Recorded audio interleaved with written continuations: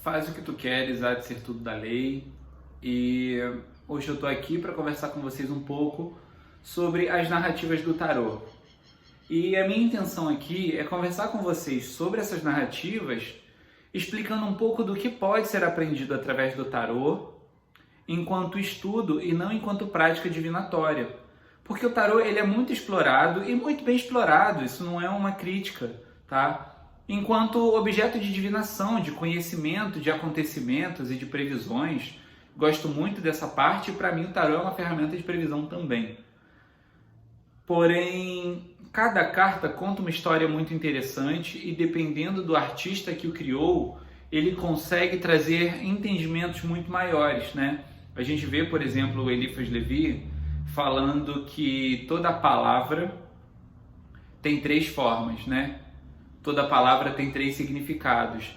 E aí é muito legal porque quando o Eliphas Levi fala no Dogma e Ritual da Alta Magia, ele está falando sobre cartas de tarô. Tanto o dogma quanto o ritual, cada um tem 22 capítulos. E cada um dos capítulos está associado a a uma carta do tarô, que também pode ser um livro. E aí a minha intenção é conversar com vocês sobre isso, porque o tarô enquanto objeto de estudo, ele é muito valioso. É muito possível de que a gente se conheça e é muito possível de que a gente se reconheça, né? Principalmente o tarô sendo uma ferramenta de trabalho que sempre reproduz ideias muito próximas, mas sempre está com os desenhos adaptados aos acontecimentos momentâneos. Então, quando a gente fala disso, a gente fala, por exemplo, do 4 de discos no tarô de Thoth, que ele é a representação de uma estrutura, né, como se fosse uma fortaleza, vista um tanto de cima, quase que totalmente de cima como uma planta baixa. E o nome dessa carta é Poder.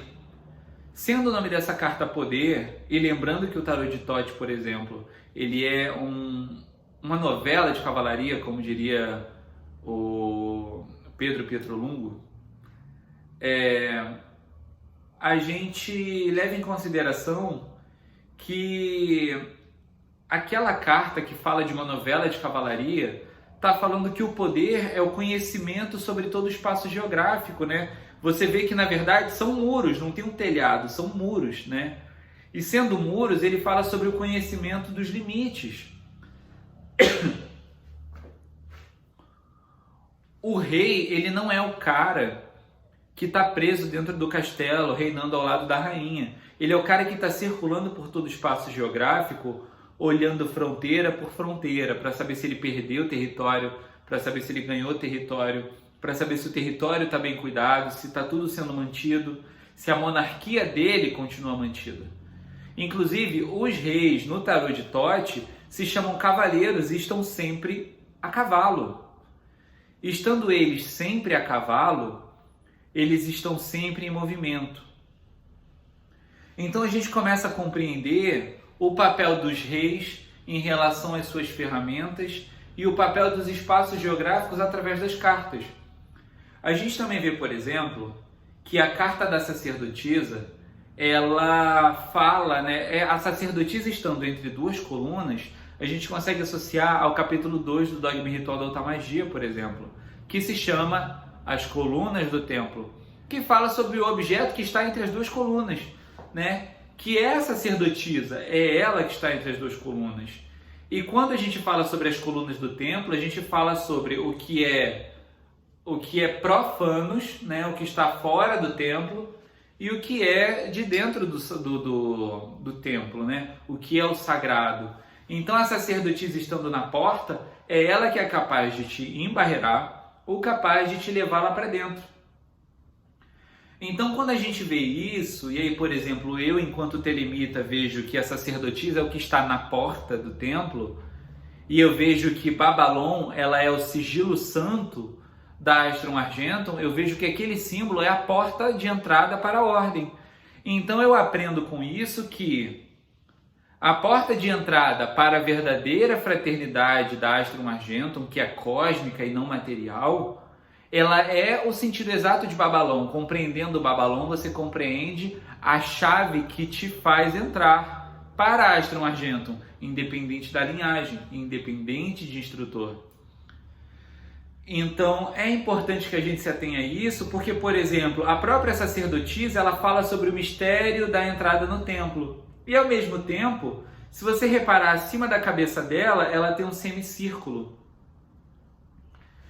que é formado com as luas, se não me engano. E aí, se você coloca o homem pendurado acima da carta dela, sem modificar a formação das cartas, você vai pegar a sacerdotisa e o homem pendurado, e você vai ver que o semicírculo formado abaixo da cabeça do homem pendurado, com o semicírculo formado acima da cabeça da sacerdotisa, eles formam um ovo. E como no semicírculo, abaixo da cabeça do homem pendurado, tem uma serpente, esse ovo com a serpente se torna o ovo órfico. O mesmo ovo órfico que está presente também alado na carta do Magos e na mesma forma, não só alado, como com a serpente enroscada. Agora eu estou vindo aqui interromper um pouco nossa programação para falar que se você tem interesse em conhecer o meu jogo de tarô associado a um alinhamento energético, a conhecer também minhas instruções mágicas e minhas instruções de tarô, você pode estar entrando em contato comigo através do ocausdesempre@gmail.com. E também nós temos um Apoia-se, que precisa muito da sua colaboração para que a gente consiga manter e evoluir o nosso projeto. Então você também pode estar colaborando com o nosso projeto através do apoia.se/ocausdesempre. Lá você vai ver que tem inúmeras possibilidades de apoio. Toda possibilidade de apoio é maravilhosa e com certeza vai colaborar muito com o nosso progresso. Então é isso, vamos voltar para o vídeo. Na carta dos amantes, onde o resultado daquela magia sexual forma esse ovo órfico que explode em vida, que choca a vida. E é interessante ainda que a sacerdotisa tem os braços para o alto e o homem pendurado para baixo, né, dentro da sua formação. Se você colocar mão com mão nas cartas, né, as cartas mão com mão e junta, você vê que as suas genitálias também se cruzam, se tocam. Então, proporcionalmente, essas duas cartas se tocam como se fosse realmente, né, um ato sexual. E aí é por isso que eu falo, inclusive, que é importante ter um baralho cuja impressão seja fiel às obras. E é por isso que eu incentivo a compra de um baralho original. Porque, proporcionalmente falando, eu tenho aqui dois. Eu tenho aqui o baralho oficial e um baralho comprado falso. Se vocês repararem, as cartas, né? Aqui a carta está na proporção correta, aqui ela está deformada e dentro as cartas também são deformadas. Então o baralho oficial acaba sendo o que vai realmente proporcionar a experiência verdadeira da experiência das cartas, de manipular as cartas. E aí, voltando ainda para essa experiência, a gente vê que o ato sexual deles gera o ovo. E o ato sexual deles também está representado na carta dos amantes enquanto união dos opostos, onde existe uma criança negra e uma criança branca, onde existe uma mulher negra e um homem branco, onde existe uma águia e onde existe um leão, onde existe a lança e onde existe o cálice. E aí, quando esse ato sexual acontece, através também da carta dos amantes, você vê que as duas figuras se juntam na carta da arte no tarô. E aí a carta da arte é a carta da mistura. Você vê que a estampa das roupas, ela se conecta. E aí as abelhas que estavam numa roupa aparecem na outra. E aí ali você vê que quando os dois se juntam, aparece atrás, né, na carta